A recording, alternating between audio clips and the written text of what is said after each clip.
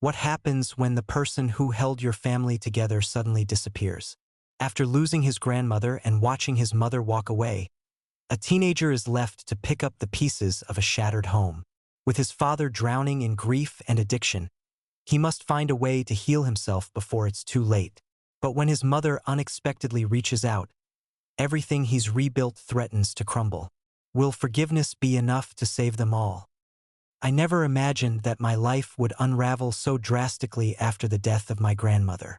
She had been the glue holding our family together, the quiet but steady force of kindness and wisdom that made every holiday feel warm and every conflict seem manageable.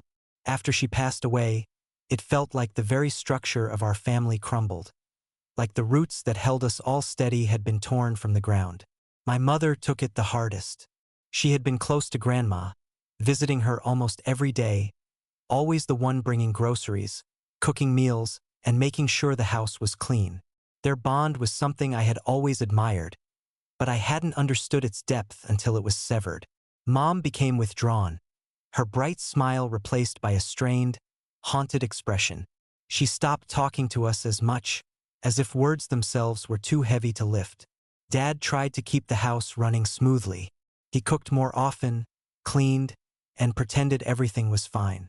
But I could tell he was hurting too. His patience grew thinner, his voice sharper. They both seemed like hollow versions of who they had once been. I think losing Grandma scared them, not just because they missed her, but because it made them realize that time was moving forward and nothing was promised. As for me, I tried to stay out of their way. I was 16, old enough to understand the grief, but too young to be able to do anything about it. I spent most of my time locked in my room, my headphones drowning out the silence that had crept into our home. Sometimes I would catch myself staring at the ceiling, replaying old memories with Grandma. The way she would brush her fingers through my hair when I was little, the smell of her cinnamon rolls baking on Sunday mornings, the way her laughter seemed to fill every empty space. It wasn't until a few months after her death that I started noticing changes in my parents' relationship. Little things at first. Dad sleeping on the couch instead of their bed. Mom's voice going quiet whenever he entered the room. Arguments that would start over trivial matters and spiral into something much deeper, darker. Their love seemed to be unraveling, thread by thread. I wondered if it was because of Grandma's passing, or if something else had been festering beneath the surface for years. Maybe they had been holding on for her sake, trying to appear strong and united. And now that she was gone, there was nothing left to keep them from falling apart. One afternoon, I came home from school to find Dad sitting at the kitchen table with a stack of papers in front of him. His face was pale, his hands shaking slightly as he flipped through them. I didn't ask what they were. I just walked past him and went straight to my room, trying to ignore the sinking feeling in my stomach. Over the next few weeks, things only got worse. Mom spent more time out of the house, saying she needed air or a break or something I couldn't quite understand. Dad became more distant, his eyes glazed over like he was somewhere far away. I felt like I was living with strangers, like the family I once knew had been replaced by ghosts. The tipping point came one evening when I overheard them fighting. Their voices were muffled by the walls, but the anger and pain were clear. I pressed my ear against my bedroom door, trying to make sense of their words. All I could catch were fragments of blame, accusations hurled like daggers. Felt like listening to glass shatter. After that night, I knew things would never be the same. Whatever fragile peace had existed between my parents was gone, and I was left trying to navigate the wreckage of a family that had once felt so solid, so permanent. I couldn't shake the feeling that I was losing everything, that the ground beneath me was eroding away with every passing day. And no matter how hard I tried to hold on, everything kept slipping through my fingers. In the months that followed, I found myself retreating further into solitude. The house was no longer a place of comfort. It felt more like a battlefield, littered with unspoken words and bitter silences. Mom and Dad existed in separate spheres, their interactions reduced to clipped exchanges and hollow gestures of civility. I would leave for school early, just to avoid the tension that had settled like a fog over everything. My friends noticed the change, of course. They would ask me if something was wrong, but I always shrugged it off. Talking about it felt impossible. It was like trying to describe a storm to someone who had only ever known calm weather. I poured myself into schoolwork, hoping that academic success might bring some semblance of order to the chaos at home. But even that felt hollow. No grade or achievement could fill the void that had opened up inside me. It was as if I had been cut off from the very things that had once given my life meaning. Sometimes, I would walk aimlessly through the neighborhood after school, dreading the moment I would have to return home. The air would grow colder as autumn deepened, leaves turning to brittle golds and reds before falling away altogether. I would watch them swirl in the wind, carried off to places unknown. I envied their freedom. One afternoon, as I wandered along the edge of a nearby park, I stumbled upon a group of kids playing soccer. Their laughter echoed across the field, bright and carefree.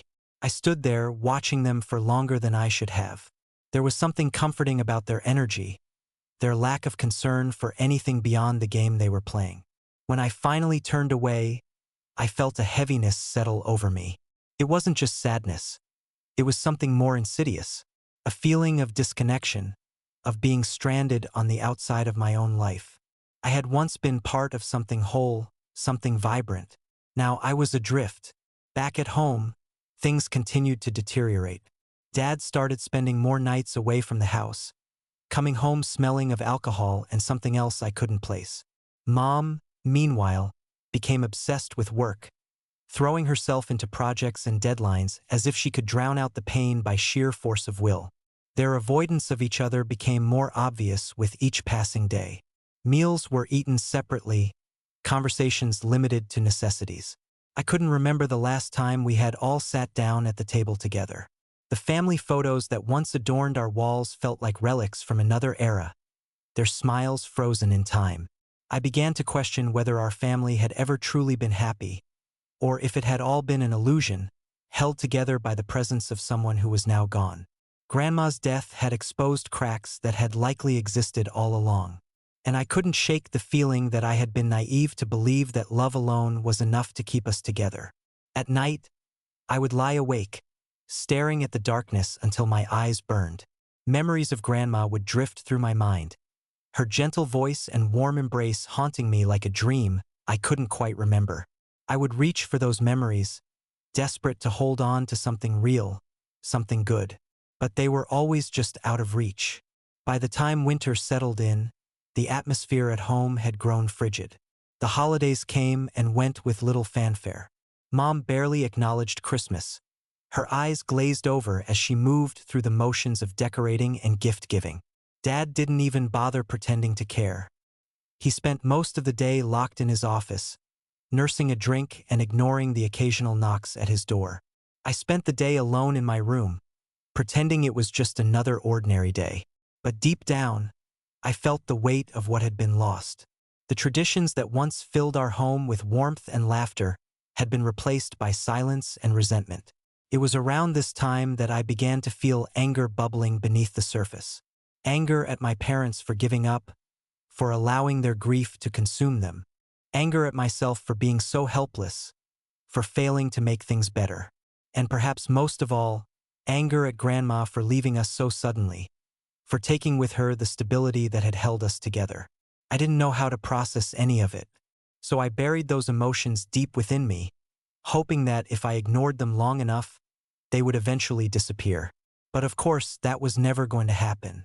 In the weeks that followed, I found myself retreating further into my own world. It felt safer there, where the echoes of my parents' arguments couldn't reach me. School became my refuge. I'd spend hours in the library, pretending to study but mostly just trying to escape the tension that clung to me like a shadow. I read novels about families overcoming impossible odds, about friendships that never faltered, about love that healed even the deepest wounds. It all felt so far from my reality. At home, everything was deteriorating. Dad had started drinking more, his nights spent nursing bottles instead of trying to fix what was broken. The smell of alcohol clung to the air, sharp and bitter. Mom, meanwhile, seemed to be constantly on edge, her movements frantic, her eyes always somewhere else. It was like she was searching for something she had lost but didn't know how to find. Sometimes, I'd catch her staring at old photographs of Grandma, her fingers tracing the edges of the frames, as if touching them might bring her comfort. Other times, she would bury herself in cleaning, scrubbing surfaces that were already spotless, her hands red and raw from the effort. It was as if she was trying to scrub away her grief, but it only seemed to make her more fragile. I tried to stay invisible. I'd slip in and out of the house without drawing attention, my footsteps light, my voice quiet. I didn't want to add to their burdens. I didn't want to become another problem they couldn't solve. One night, I came home later than usual. The house was dark, the only light coming from the flickering television in the living room. Dad was passed out on the couch, an empty bottle on the floor beside him. I hesitated for a moment, wondering if I should wake him, but the heaviness of his sleep made me turn away. As I climbed the stairs to my room, I noticed something different. Mom's door was open. It was strange because she had taken to locking herself away for hours at a time. Her absence from the house had grown more frequent, her explanations increasingly vague. It was as if she was slipping through the cracks of our fractured family, becoming someone I no longer recognized. I pushed open her door and saw that her closet was half empty. Clothes strewn across the bed, drawers left open. A suitcase sat near the edge of the mattress, partially packed. My stomach twisted, a cold, sinking feeling washing over me. Couldn't sleep that night. My thoughts spiraled, dragging me deeper into a place where hope seemed like a distant memory. I kept replaying moments from the past, searching for clues, wondering if there had been signs I had missed. But the truth was, it all felt inevitable, as if our family had been crumbling long before Grandma's death, and her absence had simply hastened the collapse. The next morning, Mom was gone. She left a note on the kitchen counter, written in her neat, careful handwriting. It was brief and vague, full of apologies but lacking any real explanation. She said she needed time to clear her head, to figure things out. But the emptiness she left behind spoke louder than her words ever could. Dad took the news with a silence that was more terrifying than anger. He didn't speak about her departure. He didn't rage or cry. He just moved through the days like a man whose spirit had been hollowed out. His drinking grew worse, the bottles multiplying like some kind of sick collection, and I was left to navigate the ruins. I cooked my own meals, kept my room clean, did my best to stay afloat. But the loneliness seeped into everything, coated my skin like a chill that couldn't be shaken. I wondered if Mom would come back, if Dad would ever find his way out of the darkness, if I would ever feel whole again. But the answers remained just out of reach, lost in the haze of grief and silence that had swallowed our family whole. Days turned into weeks and weeks into months. Time became a blur, a series of monotonous routines that felt as hollow as our broken home. Dad's drinking continued, each empty bottle a testament to his refusal to confront what was happening. Sometimes he would try to act normal, asking about school or mumbling something about dinner, but the effort was always half-hearted. His eyes never met mine. They seemed fixed somewhere far away, lost in his own despair.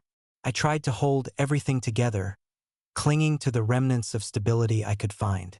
School remained my refuge. I poured myself into assignments, projects, anything that would keep my mind occupied. The library became a second home, its quiet halls offering a kind of peace I could no longer find within my own walls. But no matter how hard I tried to distance myself from the chaos, it found ways to seep into every corner of my life.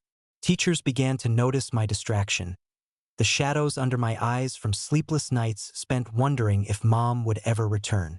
Friends offered their sympathy, their concern, but I kept them at arm's length. Letting them in felt like admitting how broken everything truly was. One afternoon, I came home to find Dad sitting on the porch steps. It was unusual.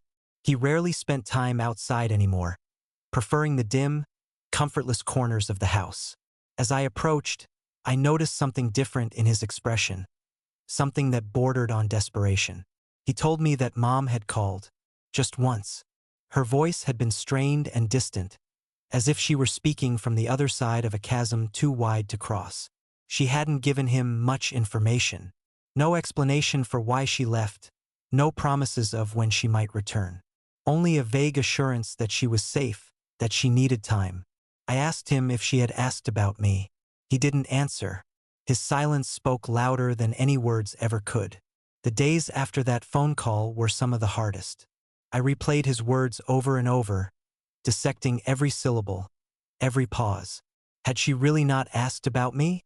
Had she forgotten I existed, caught up in her own pain and confusion? The thought gnawed at me, leaving me raw and restless. I started spending more time away from home, wandering aimlessly through town, my feet carrying me wherever my mind felt least heavy. I found myself drawn to the park where Grandma used to take me as a child. The swings creaked in the breeze, the playground now quiet and abandoned. Sitting on one of the benches, I would close my eyes and try to summon her voice, her laugh, the warmth of her embrace. But the memories were fading, slipping away like grains of sand through my fingers. School became harder to focus on. I'd catch myself drifting off during lessons, my thoughts pulling me back to everything I was trying so hard to avoid. My grades began to slip. Teachers tried to reach out, but their concern only made me feel more isolated. It was as if their kindness highlighted just how alone I truly was. One evening, I found myself staring at my reflection in the bathroom mirror, trying to recognize the person I had become. I looked older somehow, my face sharper, eyes dull and weary. I wondered if this was how people changed, bit by bit, worn down by loss and grief until they no longer resembled who they once were.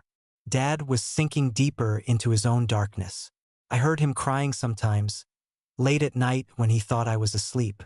It was a sound that made my chest ache, a reminder that even if he tried to hide it, he was just as lost as I was. I started skipping meals, my appetite replaced by a knot of anxiety that never seemed to loosen. Sleep became something elusive, stolen in fitful bursts that left me more exhausted than before. I felt like I was dissolving, pieces of myself breaking off and drifting away. Every time I tried to reach out to Dad, to ask him if we could at least talk about what was happening, he would brush me off. He would mumble excuses or retreat into his own thoughts, leaving me to grapple with my fears alone. It felt like we were both drowning, each in our own way, and neither of us knew how to save the other. As the months crept by, the absence of my mother became something I carried with me everywhere. It wasn't just an emptiness. It was a sharp, aching void that twisted and pulled at everything else. I stopped looking for her in crowds. I stopped waiting for her calls. The small hope I had been holding on to withered, replaced by a dull acceptance that she might never come back. My father remained distant, his days now defined by a routine of work and alcohol. He went through the motions of living but with a heaviness that hung over him like a storm cloud. His grief had settled into something chronic, an ailment he seemed unwilling or unable to cure. Sometimes, I would catch him staring blankly at the television, the glow of the screen painting his face in shades of blue and gray. Other times, he would speak to me with a voice so slurred and broken that I barely recognized it. It was around this time that I began spending more and more time away from home. The library was no longer enough. I needed something else, something that would numb the pain and silence the questions that kept circling in my mind. I found myself drifting toward places I had once avoided. Late-night walks through the city, crowded parties where anonymity felt like freedom, empty lots where I could scream into the darkness without fear of being heard. I made friends with people who didn't ask questions. They offered me distractions, moments of reckless abandon that made me feel something other than despair. I clung to those moments like a lifeline, convinced that if I kept moving, kept running, the pain wouldn't catch up to me. But the truth was, I couldn't outrun it. It was always there, waiting for me when the noise faded and the nights grew quiet. I found myself lying awake for hours, my thoughts unraveling into tangled threads of anger, sadness, and confusion. I replayed conversations from the past, searching for signs that might have explained why everything had fallen apart. One night, I found myself back at the park where Grandma used to take me. The air was cold, the grass brittle beneath my feet. I sat on the same bench where she had once read stories to me, her voice warm and soothing. But now the silence was deafening. I began visiting the park more often, as if returning to that familiar place would somehow bring me clarity. But all it did was deepen the sense of loss. I realized then that grief wasn't something you could simply overcome. It was something you learned to carry, and the weight of it was crushing me. School became an afterthought. I drifted through classes with a numbness that alarmed even me. Teachers continued to express concern, but their words felt like distant echoes. Friends I had once been close to gradually faded from my life, their patience worn thin by my constant withdrawal. I didn't blame them. I barely recognized myself anymore. My father's drinking grew worse. The house became a place of avoidance, where we moved around each other like ghosts. There were nights when he would stumble into the hallway, his voice a low growl of frustration or grief, but I had learned to block it out. I kept my door closed, my headphones clamped over my ears, drowning out the world with music that felt as hollow as I did. But the worst part was the guilt, the nagging feeling that somehow I was failing them both, that I hadn't been enough to keep my mother from leaving or my father from spiraling into darkness. It was an irrational thought, I knew that, but it clung to me like a second skin, impossible to shake. I tried reaching out to my father once. It was a Sunday afternoon, the air heavy with the scent of rain. I found him slumped over the kitchen table, his hands cradling his head. I asked him if he wanted to talk, if there was anything I could do to help. He looked at me, his eyes bloodshot and unfocused, and mumbled something I couldn't understand. Then he pushed me away. Not physically, but with words that felt just as harsh. He told me to leave him alone, to stop acting like everything could be fixed with a conversation. His voice was sharp, laced with resentment. It hurt more than I expected. I retreated to my room, tears burning behind my eyes. I wanted to scream at him, to make him see that I was hurting too. But the words lodged in my throat, suffocating me. From that day on, I stopped trying. I let him fall deeper into his own misery, just as I continued to drown in mine. We became strangers living under the same roof, both of us too broken to reach for the other. I didn't know how much longer I could keep going like that. Eventually, I reached a point where feeling nothing seemed easier than feeling everything. I became a master of avoidance, perfecting the art of pretending that my life hadn't unraveled beyond repair. I kept myself busy, moving through the days with mechanical precision. Wake up, go to school, come home late, repeat. It was a routine I clung to because it required nothing from me except motion. Dad and I spoke less and less. It was as if we had made an unspoken agreement to stay out of each other's way. He continued drinking, and I continued pretending that his self-destruction was none of my business. It was easier that way. No expectations, no disappointments.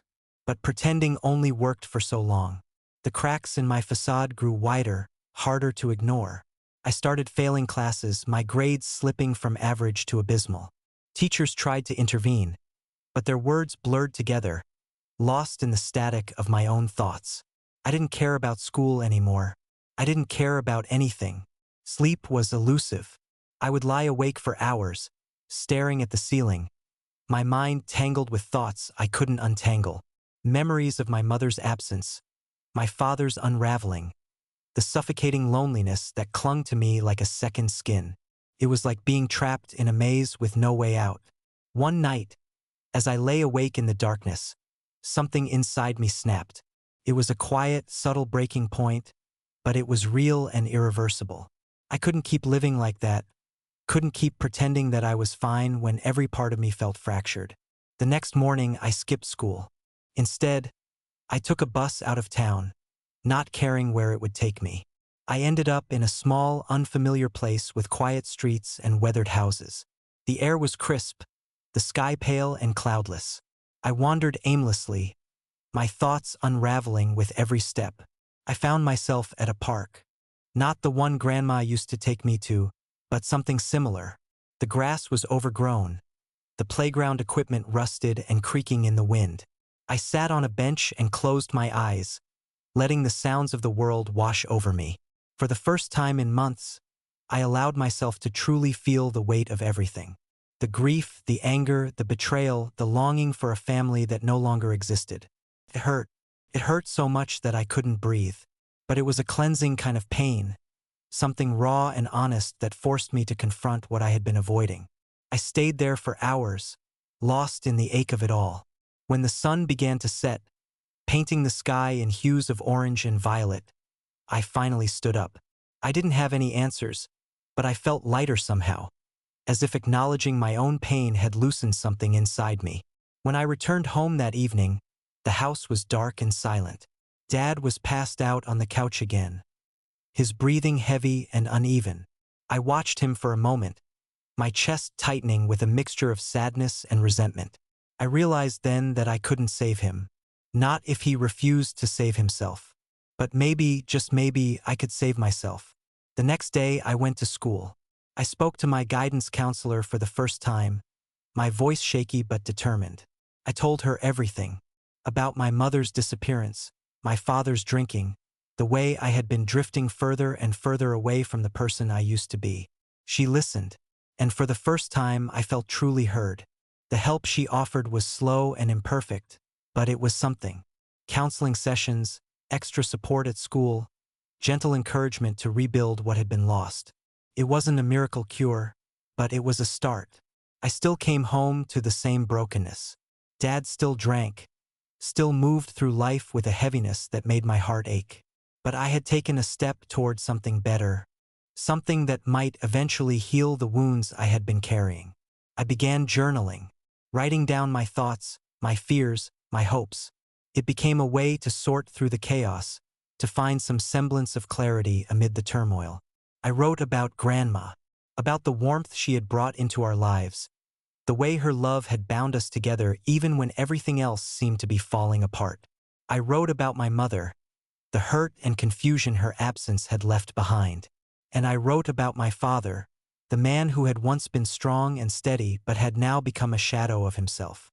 Writing became a lifeline, a thread that kept me tethered to something real. It didn't fix everything. It didn't bring my mother back or pull my father out of his darkness. But it gave me a way to keep moving forward. Slowly, I began to rebuild, piece by piece. As the weeks slipped by, I started to notice small changes within myself. They weren't dramatic or sudden, but gradual and subtle, like the way dawn slowly lightens the sky before the sun finally rises. It was in the moments I chose to spend at school instead of hiding in my room, in the times I picked up a pen to write instead of sinking into numbness. Healing was slow, messy, and full of setbacks, but it was happening. Dad, however, remained trapped in his own spiral. His drinking had become so routine that I no longer felt the sting of disappointment when I found him passed out on the couch or stumbling through the hallway. It was like watching someone fade into the background, their presence reduced to something faint and distant. I had learned to function without him, cooking my own meals, keeping the house somewhat clean, managing my own life as if I were living alone. In many ways, I was, but even as I built walls to protect myself from his neglect, I couldn't completely shut him out. One night, as I was finishing up homework at the kitchen table, I heard him stirring in the living room. His footsteps were uneven. His voice slurred as he muttered something unintelligible. I braced myself for the worst, my body tensing with the familiar anticipation of another night lost to his addiction. But instead of the angry outburst I had come to expect, he simply sat down across from me. His eyes were red-rimmed and unfocused, but there was something else there, something that looked almost like regret. He mumbled an apology, his words fractured and incomplete. It wasn't much, but it was the closest thing to an acknowledgement of his own brokenness that I had ever heard. And even though I knew he would probably forget it by morning, it was enough to crack the armor I had built around myself. That night, I lay awake in bed, my mind churning with conflicting emotions. Part of me wanted to believe that he could change, that things could be better. But the larger part of me remained skeptical, weighed down by months of disappointment and pain. I kept going to my counseling sessions. The guidance counselor, Mrs. Carter, was patient and kind, her presence steady and reassuring. She encouraged me to keep writing, to keep processing everything I had buried for so long. I began to open up more, sharing not only the pain of losing Grandma and Mom's disappearance, but also the anger and resentment I felt toward my father. Talking about it was like lancing a wound. It hurt, but it also brought relief. Through those sessions, I started to understand that healing wasn't about forgetting what had happened or pretending that everything was fine. It was about finding a way to live with the pain without letting it consume me. It was about forgiving myself for not being able to fix things, for not being able to save my parents from themselves. I also began reaching out to the friends I had pushed away. It was awkward and uncomfortable at first, my words stumbling out as I tried to explain why I had isolated myself for so long. Some of them responded with warmth and understanding, while others had already moved on. I couldn't blame them. People have their own lives, their own struggles. But I was grateful for the ones who stayed. They became a source of strength, a reminder that not everyone would leave me behind. At home, things remained fragile. Dad's apologies came and went, always followed by nights of silence and empty bottles. I tried to help him, to pull him out of the darkness he had settled into, but my efforts always seemed to fall short. One evening, I came home to find him in the backyard, staring at the sky with a look of such sadness that it made my chest tighten. He looked older, his face etched with lines of grief and regret. I stood there for a moment, unsure of whether to approach him or leave him to his thoughts. Before I could make a decision, he spoke. His voice was hoarse, heavy with exhaustion. He admitted that he missed her, that he didn't know how to move forward without her. It was the first time he had acknowledged the loss out loud, the first time he had spoken to me like I was more than just someone to be avoided. I wanted to comfort him, to offer words of encouragement or reassurance. But all I could do was stand there, feeling the weight of his pain pressing down on me. I realized then that he was just as lost as I was, maybe even more so. We stood there in silence for a long time, the air thick with things left unsaid. I wanted to believe that this moment of vulnerability meant something, that it could be the start of something better. But I had learned not to place too much faith in fleeting moments. Still, it was something, and for the first time I allowed myself to hope. Hope that maybe, just maybe, we could both find our way out of the darkness. The days continued to blur together, but there was a difference now. It was subtle, like the first stirrings of spring after a long, brutal winter. Dad and I weren't exactly talking, but the silence between us no longer felt so hostile. Instead, it was filled with something else, something almost like possibility. He still drank, though not as much. Some nights, he would come home and sit at the kitchen table without a bottle in sight. He would eat the dinner I left for him, nodding his thanks without meeting my eyes. It wasn't much, but it was enough to keep me hoping. School remained my refuge. Mrs. Carter continued to check in on me, her steady encouragement pushing me to keep writing, keep reaching out. I found myself pouring more and more of my thoughts onto paper, the words spilling out like water from a broken dam. It wasn't just a coping mechanism anymore. It was a way to understand myself, to piece together the fragments of who I had been and who I was becoming. Through the writing, I began to see things more clearly. I wrote about Grandma, about the way her absence had left a void so deep it felt like it could swallow me whole. I wrote about Mom, my anger and confusion over her leaving, my fear that I wasn't worth coming back for. And I wrote about Dad, about the pain of watching him fall apart, about my own helplessness in the face of his grief. Sometimes, I would leave pages of my writing out on the kitchen table, knowing he would see them. It was easier than speaking the words out loud, easier than trying to bridge the gap between us with a conversation that might never happen. One afternoon, I came home to find him sitting at the table, one of my journal pages clutched in his hands. His eyes were bloodshot but clear, his expression unreadable. For a moment I thought he was angry, but then he looked up at me, and I saw something I hadn't seen in a long time. Recognition. He apologized again, his voice steadier this time. He told me he had read what I wrote, that it hurt to see his failures laid out so plainly, but that he needed to hear it. He admitted that he had been running away from his pain, drowning it instead of facing it. There was no dramatic promise of change, no sweeping declaration that everything would be different from that moment on. But there was sincerity in his words, a kind of quiet determination that made me believe him. He said he wanted to try, to be better, not just for me but for himself. I didn't know how to respond. Part of me wanted to throw his words back at him, to remind him of all the broken promises, all the nights I had spent listening to his anger and sadness through the thin walls of our house. But another part of me, the part that still cared, that still hoped, wanted to believe him. I told him I was willing to try, too, that I didn't expect things to be perfect, but that I was tired of feeling like we were both drowning. From that day on, things were different. Not perfect, not even good all the time, but different. Dad started going to counseling, something he had resisted for so long that I had stopped even suggesting it. He cut back on drinking, though he still stumbled now and then. But there was effort now, a genuine attempt to claw his way out of the darkness he had been living in. Our conversations remained stilted, awkward and halting, but they were happening. He asked about school, about my writing, about the friends I had reconnected with. His concern felt clumsy, but it was real. I kept writing, but now it was less about grief and more about healing. I wrote about the small victories, the moments of connection that had once felt impossible. I wrote about forgiveness, not just of him, but of myself. I realized that I had been punishing myself for things I couldn't control, blaming myself for Mom's disappearance, for Dad's decline, for not being able to hold everything together when it all started to fall apart. Letting go of that guilt was one of the hardest things I had ever done. But it was necessary.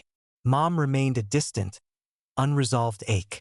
She had never called again, never sent a letter or made any effort to reach out. I didn't know where she was or if she ever planned to come back, but I couldn't let that uncertainty control me anymore.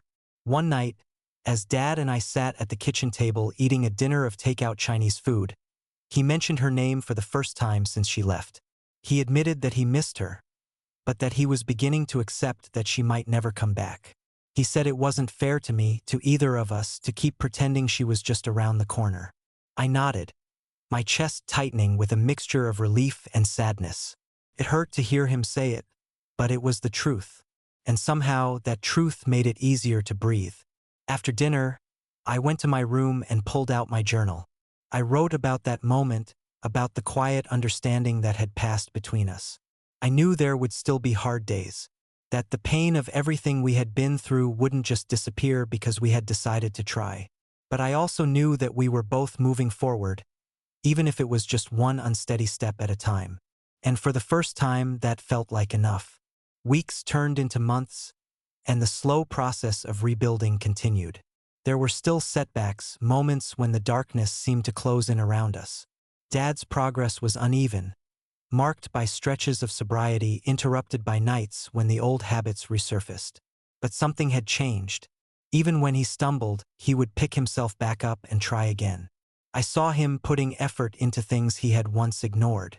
He started cooking meals again, simple dishes at first but gradually returning to the recipes Grandma had taught him. The kitchen, once a place of tension and silence, became a space where we could share small moments of connection. It wasn't perfect, but it was real. I continued writing, my journal filling with pages that documented both the pain and the healing. Mrs. Carter encouraged me to keep at it, her support unwavering even as I struggled to articulate all the emotions tangled up inside me. She said something once that stuck with me. Healing isn't about erasing the pain. It's about learning to carry it without letting it define you. I thought about those words often. They became a kind of mantra, something to hold on to when the weight of everything felt too heavy. School became easier. My grades improved, not because I suddenly cared about them, but because I had found a purpose beyond just surviving. Writing had given me something to strive for, a way to make sense of everything I had been through. Dad and I still had our moments of distance, times when old wounds flared up and we found ourselves slipping back into silence. But we were learning, slowly, clumsily, but learning. It was during one of those quiet evenings at the kitchen table, both of us picking at plates of spaghetti, when the phone rang. The sound was so unexpected that we both froze, our eyes meeting across the table. The phone hardly ever rang anymore. Dad reached for it, his hands trembling slightly. I watched his face as he listened, his expression shifting from confusion to something closer to shock. He handed the phone to me, his voice thick as he said it was for me. I pressed the phone to my ear, my heart pounding so loudly I could barely hear the voice on the other end. But it was her, my mother. Her words came out in a rush, her voice thin and strained. She apologized, stumbling over her own explanations. She said she had needed time, that she had been trying to find herself, to figure out what she wanted. Her excuses sounded hollow, but there was something desperate in her tone that made me listen. She said she wanted to come back, that she was ready to try and rebuild what she had left behind. I stood there, the phone pressed against my ear, the air around me feeling too thick to breathe. Part of me wanted to shout at her, to demand answers she would probably never be able to give. Another part of me wanted to reach through the phone and pull her back into my life, to pretend that everything could go back to the way it was before. But I had changed. I had learned to live without her, to find strength in myself rather than waiting for someone else to save me. And I wasn't willing to give up that hard-won progress just because she had decided she was ready. I told her that I needed time, that I wasn't sure I was ready to forgive her, or even to understand what had driven her away. But I also told her that I would be willing to talk, to try if she was willing to put in the effort. Her relief was palpable, her voice cracking as she thanked me over and over. But I ended the conversation before she could say too much, my emotions too tangled to untangle in that moment. When I hung up, Dad was staring at me with a look of cautious hope. He asked me what she had said, his voice trembling like he was afraid of the answer. I told him the truth, that she wanted to come back, that she wanted to try. His shoulders sagged, his expression crumbling into something I hadn't seen before. Not anger, not bitterness, but pure, unfiltered sadness. He said he wasn't sure if he could forgive her, that her leaving had broken something inside him that he wasn't sure could ever be repaired. I told him that I understood, that forgiveness wasn't something that could be forced or rushed, that it was a process just like everything else. We sat in silence for a long time, the air between us heavy with everything that had been left unsaid. But despite the uncertainty, there was something else there, too. Something fragile but real. Possibility. The days following Mom's phone call were filled with a strange, restless anticipation. I hadn't made any promises to her, but the mere possibility of her return stirred something in me that I couldn't quite name. Dad seemed to withdraw even further, as if her sudden reappearance had reopened wounds he had only just begun to heal. I didn't blame him. Forgiveness is never simple, especially when betrayal runs so deep. But I was trying to make sense of the tangled mess of emotions that her call had stirred up. Anger, sadness, hope, confusion. They all collided inside me, leaving me feeling disoriented and raw. Mom called a few more times over the next couple of weeks. I kept the conversations short, my words careful and measured. I told her about school, about how I had been trying to pull myself back together. I didn't tell her about Dad's drinking or the nights spent feeling like the walls were closing in. That felt like too much, too soon. She asked if she could visit, if she could see me. I told her I wasn't sure, that I needed more time. She said she understood, but I could hear the disappointment in her voice. It didn't make me feel guilty. If anything, it made me feel stronger. For the first time, I was setting boundaries, protecting myself instead of bending to accommodate someone else's needs. Dad and I continued our slow, stumbling journey towards something that resembled healing. He kept going to counseling, kept trying to limit his drinking. There were setbacks, but also moments of genuine progress. We talked more about small things at first: school, my writing, his work. But gradually, the conversations grew deeper. He told me about his grief, about how losing Grandma had made him feel like a part of himself had been ripped away. How Mom leaving had only compounded that pain until he felt like he was drowning. I listened, really listened. And in doing so, I realized that he was trying just as hard as I was. That he wasn't perfect, but neither was I. And that was okay. Eventually, I agreed to see Mom. I met her at a small coffee shop, the kind of place where the smell of fresh pastries mingles with the chatter of strangers. She looked different, older, tired, but her eyes were the same, filled with a mix of hope and guilt that made my chest tighten. We talked for hours about why she left, about how she had been struggling long before she walked out the door, about how she had needed to find herself before she could be there for anyone else. Her words didn't erase the pain she had caused. They didn't magically fix everything, but they helped. They gave me a starting point, a way to begin rebuilding what had been broken. The process was slow. I didn't invite her back home. I wasn't ready for that. But we kept talking, kept trying. And gradually, I began to believe that maybe healing was possible. Not just for her, but for all of us. Dad was wary when I told him about our conversations. I could see the hurt in his eyes, the way his shoulders tensed as if bracing for another blow. But he didn't try to stop me. Instead, he encouraged me to keep moving forward, to keep doing whatever I needed to do to find peace. Eventually, the three of us met together. It was awkward and painful and filled with long, uncomfortable silences. But it was a start. In the end, I learned that healing isn't a straight line. It's messy and imperfect, full of setbacks and moments of doubt. But it's also worth fighting for. Dad and I are still learning how to communicate, how to trust each other again. Mom is trying too, though our relationship remains fragile and tentative. But there's hope. And for the first time, I feel like that's enough. I'm still writing, still pouring my thoughts onto paper in an attempt to make sense of everything. It helps, keeps me moving forward.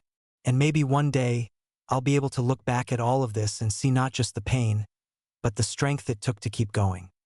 If you enjoyed this story, please don't forget to leave a comment and share your thoughts.